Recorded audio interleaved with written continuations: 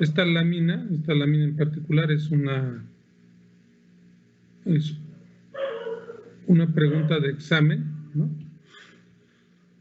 Bueno, porque es muy importante, ¿no? De hecho, aquí están la base, vamos a decir, de la resistencia al esfuerzo cortante que nosotros trabajamos prácticamente en todas las teorías de capacidad de carga, de estabilidad de taludes, de estabilidad de muros de contención, de pilotes, de todo, se basa precisamente en estas consideraciones, ¿no? En donde tengo un esfuerzo confinante, en este caso el suelo o la probeta, y esfuerzos desviadores que están dados por la suma del esfuerzo confinante más el incremento de presión que le va a llegar por la estructura que yo estoy construyendo. Bueno, aquí lo importante es poder determinar en el momento justo de la falla cuáles son los valores de los esfuerzos normales y los esfuerzos de corte que van a producir esta falla, ¿no? Nosotros vamos a reproducir esta situación en laboratorio y vamos a obtener el valor de alfa. Ya conocemos los valores de confinamiento porque son los que metemos a la cámara triaxial. Conocemos también el valor del esfuerzo desviador, sigma 1. Y bueno, todo eso lo vamos a graficar en este plano, en el cual se grafican tau en el eje de las y y sigma en el eje de las x. Y a través de esta representación gráfica, donde tenemos el centro del círculo, que sería sigma 1 más sigma 3 entre 2, quedaría aquí, y el valor del espectro de esfuerzos o de resistencia sería sigma 1 menos sigma 3. Entonces, esto lo divido entre 2, sigma 1 menos sigma 3 entre 2, para sacar el radio y trazar el círculo. Conociendo el ángulo θ en la superficie de falla de la cámara triaxial, podemos sacar sin problema los valores de sigma y tau sobre dicha superficie de manera gráfica. ¿Ok? Bueno, lo vamos a continuar. Podemos deducirlo normal y tan eso es intersecta de una el forma, plano considerado. Y aquí lo está Lo que podemos decir es que explicando de otra forma, ¿no?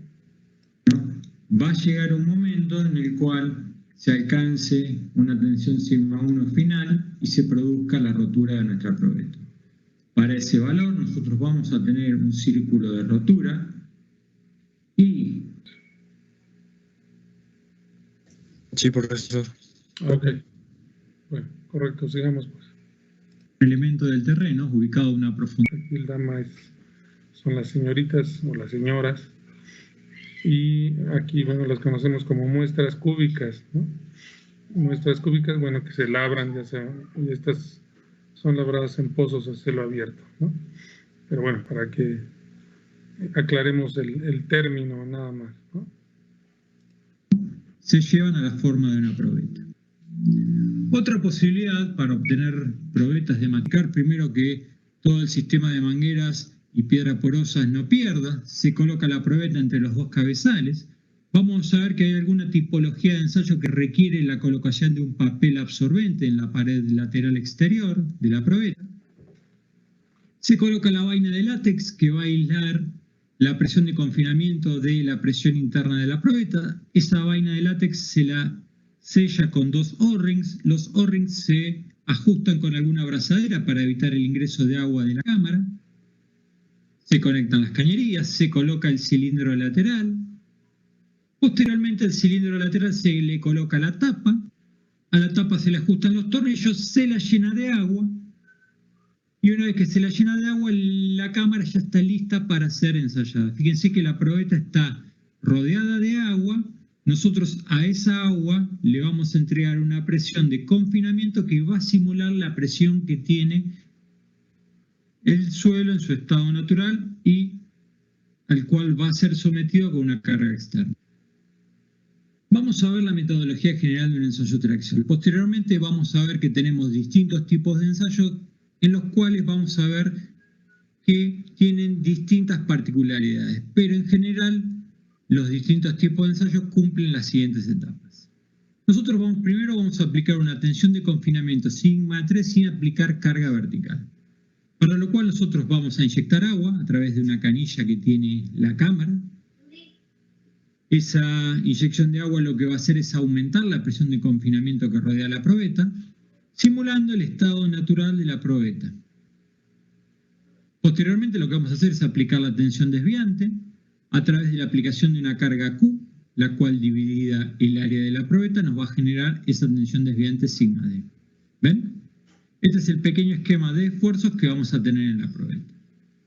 Fíjense que si sumamos la tensión desviante sigma D a la tensión de confinamiento sigma 3 que tenemos, obtenemos la tensión principal sigma 1. Y si tenemos sigma 1 y sigma 3, podemos representar el estado tensional de esa probeta en la representación de Mohr que habíamos visto en filminas anteriores. En las filminas que siguen a continuación vamos a ver la metodología general y qué es lo que hacemos durante un ensayo.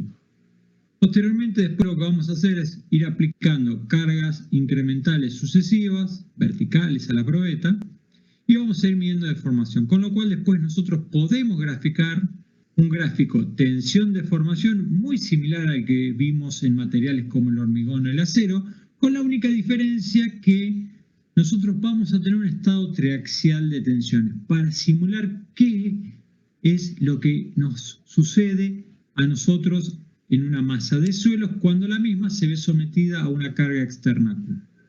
Vamos a ir incrementando la carga, fíjense que a medida que incrementa la probeta se va deformando, podemos ir graficando esa curva como va aumentando y una vez que llegamos a la rotura podemos definir nuestra tensión desviante de rotura. Bueno, aquí también esta gráfica es muy importante.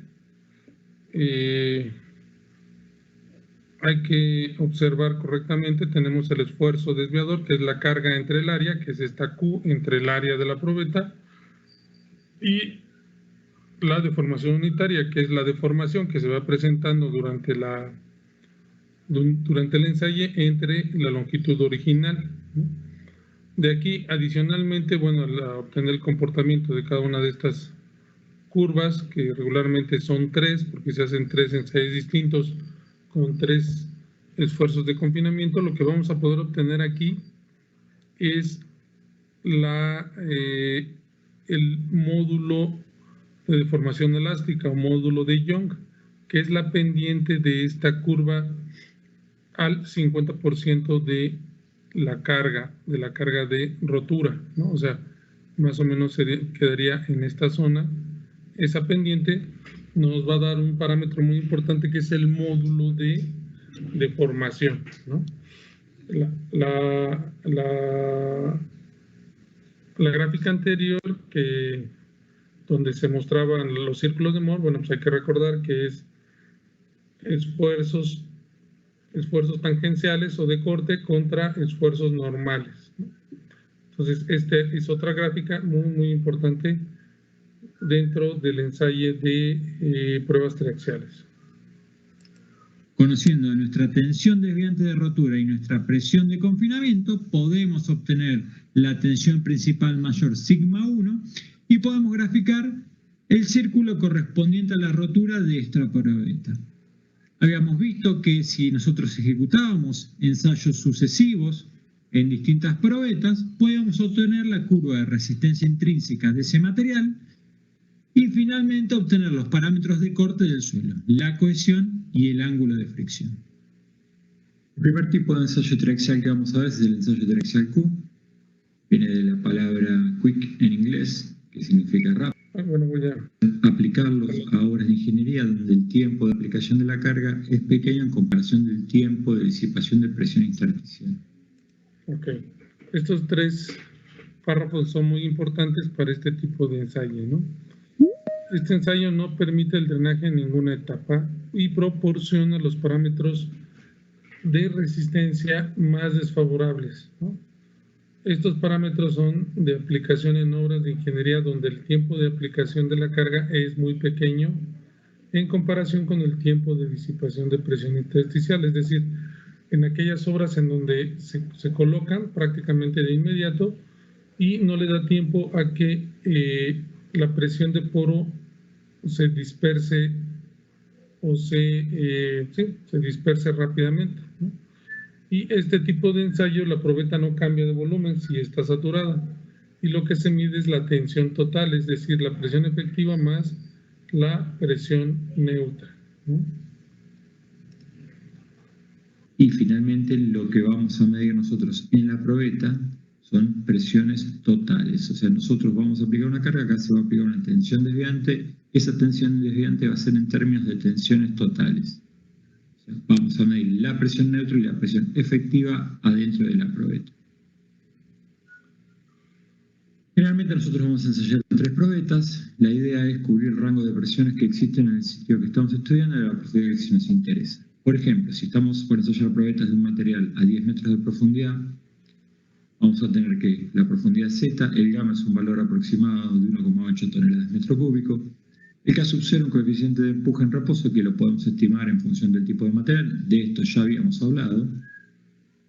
Con lo cual nos da una tensión horizontal de 9 toneladas por metro cuadrado, aproximadamente 0,9 kilos por centímetro cuadrado. Con lo cual nosotros podríamos estar pensando en realizar ensayos triaxiales con tensiones de confinamiento que engloben este valor. Por ejemplo, 0,5 kilos por centímetro cuadrado, 1 kilo por centímetro cuadrado y 1,5 kilos por centímetro cuadrado. Estaríamos cubriendo el rango de presiones confinantes que podríamos llegar a encontrar en estado natural y luego de aplicar una carga. Entonces, bien, vamos a obtener para cada probeta una curva tensión-deformación para una tensión desviante distinta. De esa curva tensión-deformación nosotros vamos a obtener la tensión desviante máxima. Fíjense que es lo que veníamos mostrando hoy cuando hicimos el esquema detallado de un ensayo triaxial. Lo único que acá vamos a hacerlo para 3 probetas distintas.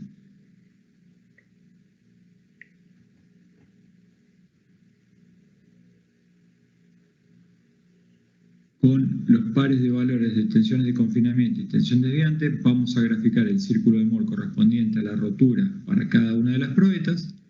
Posteriormente vamos a trazar la CRI por los puntos de tangencia y podemos determinar los parámetros de corte del suelo, la cohesión no drenada y el ángulo de fricción no drenada.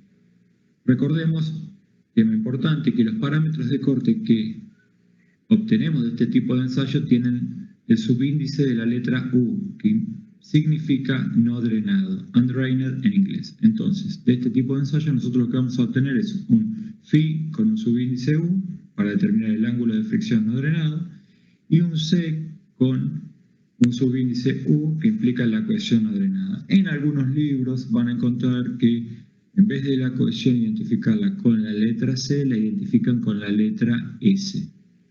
Entre las particularidades que podemos encontrar en el... Bueno, vamos a dejarlo el día de hoy hasta aquí. En la siguiente clase vamos a retomar algunas particularidades, así le llamó el ingeniero, acerca de este ensayo triaxial que tiene que ver con muestras no saturadas, muestras saturadas o parcialmente saturadas, ¿ok? ¿Qué diferencias vamos a tener en cuanto a el ensayo